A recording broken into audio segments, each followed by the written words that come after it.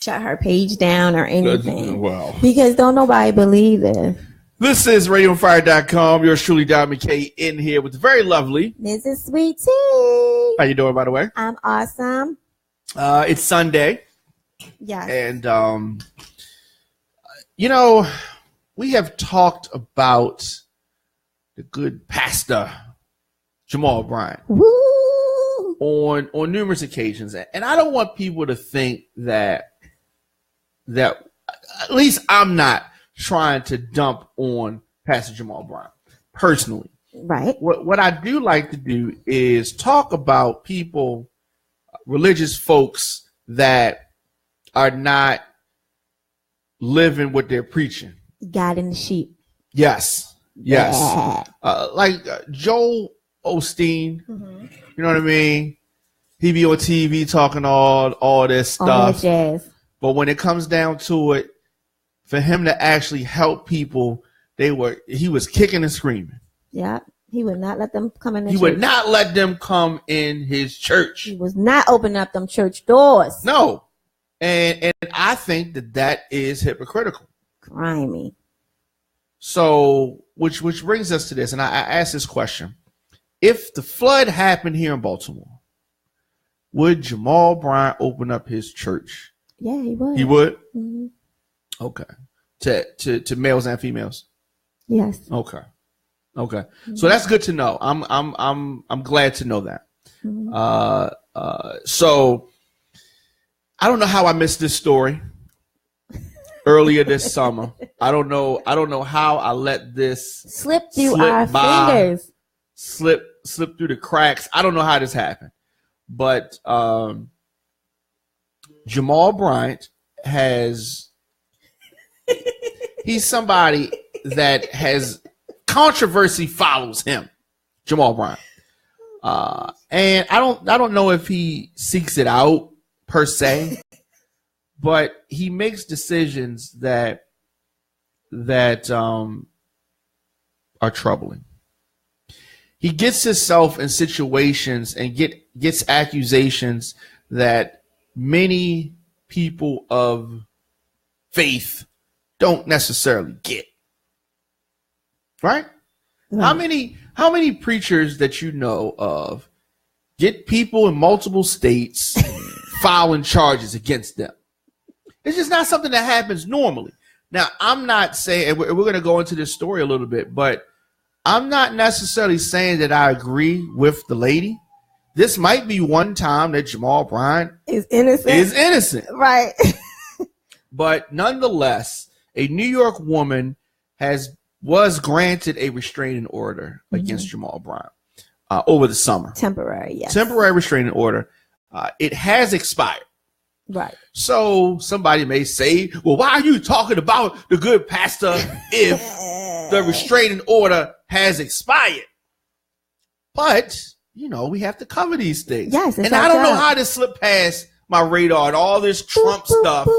I missed this restraining order. So when T brought it to my attention, so how did you find out about it first? I heard about it. I think I was at the hair salon or a beauty shop somewhere, and they brought it up. And you got the gossip. I was like, oh, word? Let me text Diamond. Yeah, and so we looked into it, and so the restraining order was granted, and you don't have to have a lot of evidence to get a restraining order. Did you know that? You told me that, and that's crazy. Yeah, so you can, just the fact that she requested and received the restraining order itself is not something of guilt per se.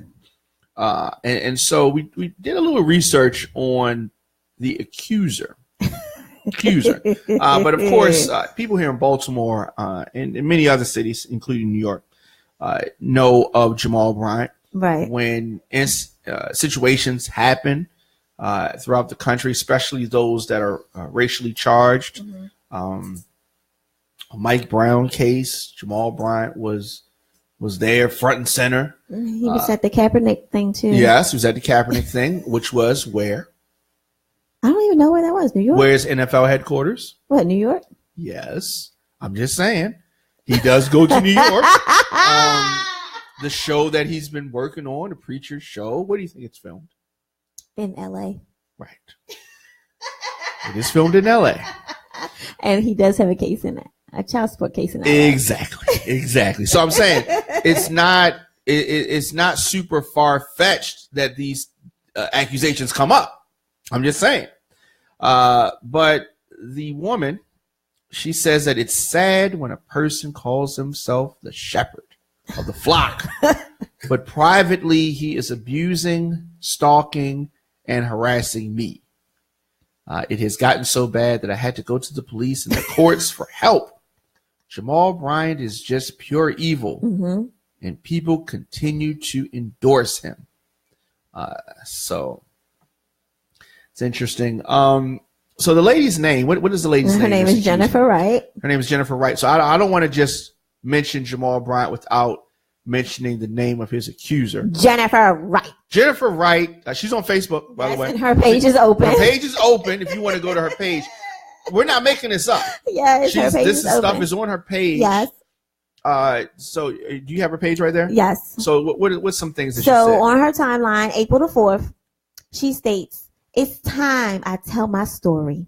For months now, I have been harassed and stalked by Jamal Harrison Bryant. He has put a hit out on my life. If you do not know what that means, he paid someone to kill me. I was trying to stay quiet about this and was praying that he would just leave me alone. But after Friday's attack, and that being the second attempt on my life, I had to break my silence. First, let me say, the police and detectives are involved.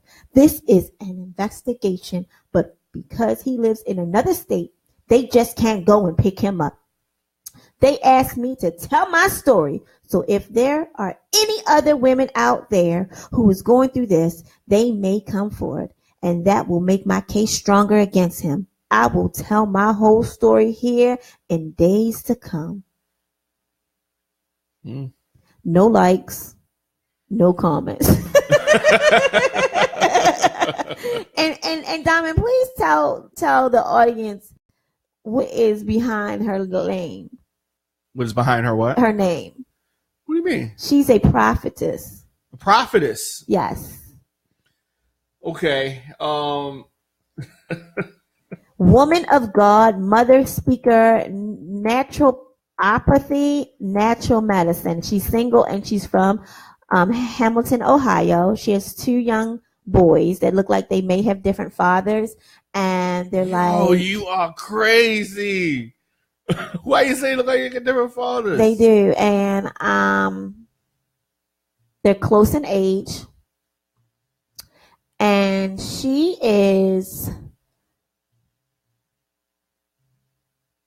on a scale of 1 to 10. I give her a 4. Well, you're talking about her physical appearance. Yeah, I give her a 4. So I don't know about all of that. She doesn't have a lot of friends that comments on her page. She has over 1,000 friends. Okay. And no one leaves her likes and no one leaves her comments. Well, let me say this. She's 45 years old. As you said, she's a mother of 2. She said that she met Jamal Bryant over 3 years ago. Now, Jamal Bryant says he doesn't know her.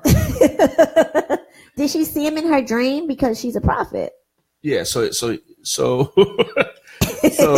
said that he does not know her. So evidently no one's ever seen them together. But she said that they met over 3 years ago. Now, the pair appeared in court when the order expired on July 20th. Okay. He showed up in court. Now, at the most recent court appearance, the judge placed a gag order on the case, which prevents Jamal Bryant or Miss Wright from actually speaking about the matter publicly, the actual details of it. And this is being reported to various outlets. Now, the documents, like I said, they were filed in family court in the Bronx. She accuses him of many things.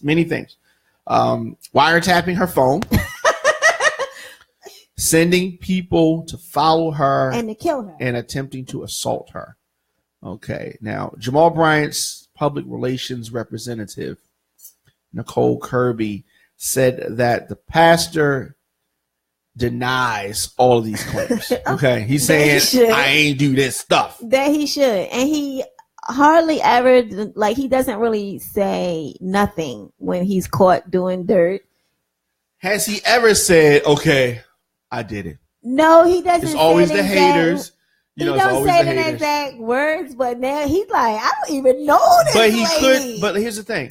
What I'm saying is this, and the reason why I wanted to talk about it is that just because she is saying that he did these things does not mean that he did them. Exactly. It doesn't mean he did them. And she's a prophet, so she sees the future. I don't know if that, I think maybe that's why he's trying to kill her. She might be the devil.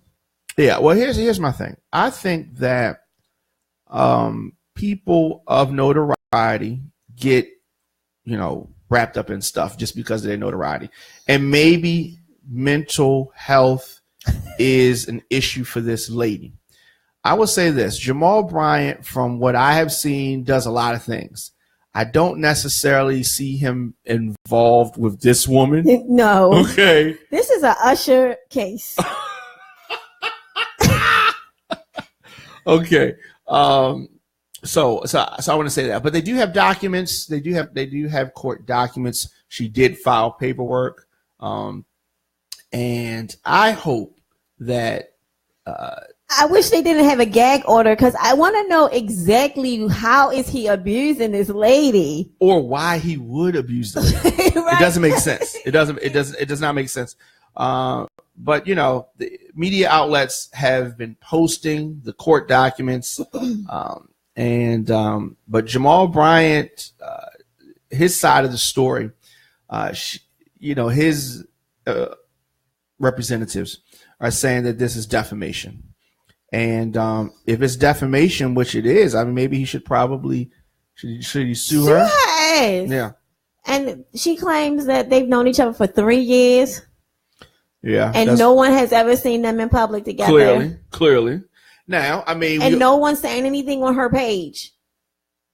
Well, I mean, she has no likes. Well, what does that mean? It means that no one likes you like that. Like, even her saying, "Oh, I watched the Floyd Mayweather fight," no one liked it. Wait, slow down. Okay, so let's stay focused here. I do want to say this: in the state of New York and several other states, evidence does not have to be presented for the petitioner to file a restraining order against anybody. Crazy. So you don't have to have any evidence. You can just go in there and say, "Oh my God, this has happened to me. This happened to me. This happened to me. Can I get a restraining order for a temporary one?" Now, in the case of Jamal Bryant, I do want to say this: the temporary restraining order does not mean that there was any guilt that he did any of the things that she's saying. But as I said, in New York, where these court documents were processed, which were signed by the clerk and put things into motion, defendant comes in, approves guilt or not guilt, all that kind of stuff. So Jamal Bryant has to defend himself. Somebody accuses you, you have to defend yourself. But just because they accused you, that alone is enough. It's one of those things, and we laugh and joke, but I think it's sad that these things can happen. Now, he is not perfect by any stretch of the imagination, but the fact that anybody can just come up and say these things. Like, he's trying to kill me. I'm gonna and then he has to travel all the way to New York. Yeah. For this bull crap. Yeah, he does, and they actually have to go back to court, in September this month. So they're gonna be back in court, and we'll see what the results of that is. But do you think that it's possible that they had communication online? No. You think she just strictly picked him out and just? Yes, because it's something not adding up to the story. And then it's nobody on her page saying anything. You mean like, yeah, girl, yeah, we got your back. Yeah. Or like, girl, that's messed up because he know when we seen you down at the church down on 21st and 15th, like no one's saying anything. Like usually people will, even his followers, they not even harassing this lady. Her page is open. Yeah. Usually they have to shut their page down. Well, when people come out in the public and stuff. Yeah. So right.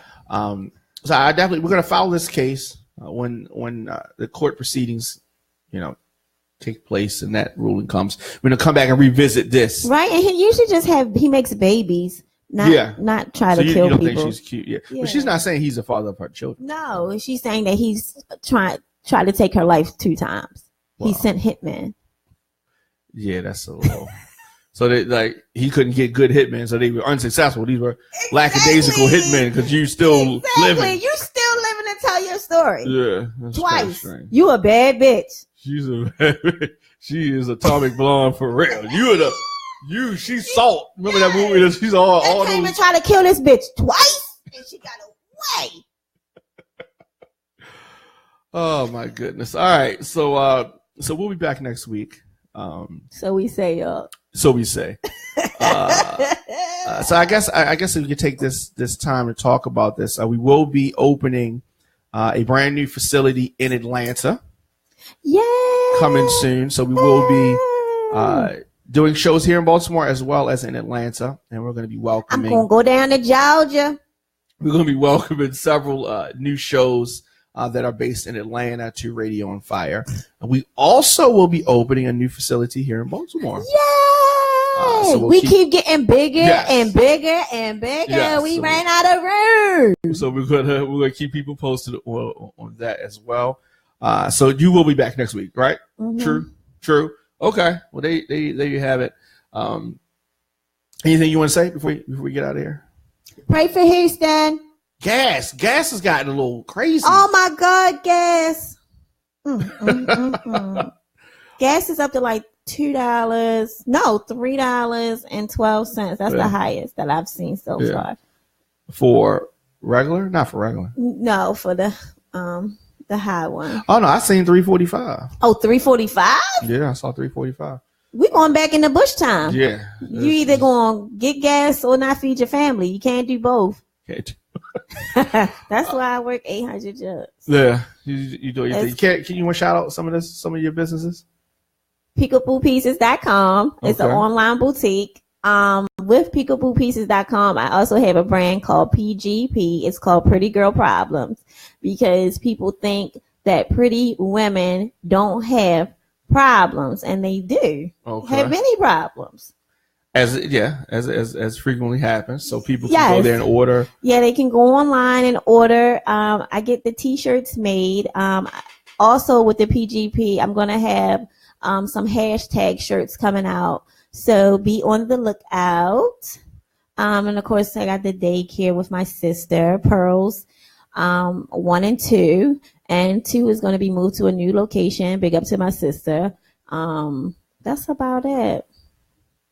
Yeah, that's good. That's good. Oh yeah, and I do have Peekaboo Pieces ink where I go over people's resumes and change things to make your resume pop a little bit more to the employer. Okay, so some people are asking for the lady's name or whatever. So I guess after the show, if you can post in the comment section an actual link to her Facebook page, the crazy lady. Yes, Jennifer Wright. Yeah, if you want to check it out. So we'll do this. We'll post a link to Jennifer Wright's page. This is the Accuser of Jamal Bryant. Mm-hmm. So I've been seeing some of the clothes you've been posting. And they look nice, I mean, it's for ladies, obviously, but okay. What you doing? So men, go buy your woman some of those PeekabooPieces.com. That is right. That's right. Doing your Peekaboo, thing. let them see you, boo. Congratulations. Thank you.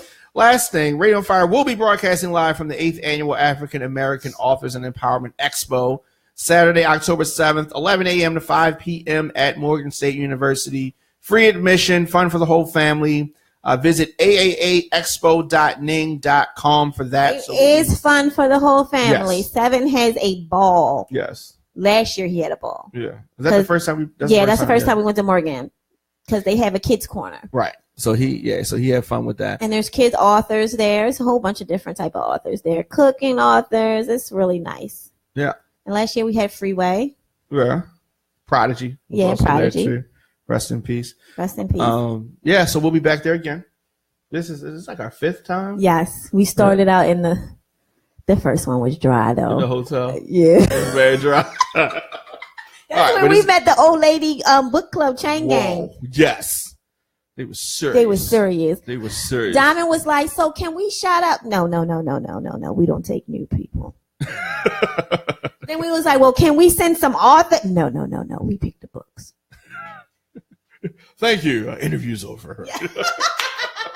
All right, we'll be back next week. Peace out, y'all. I'm about to go into the mix shortly, but yes. All right.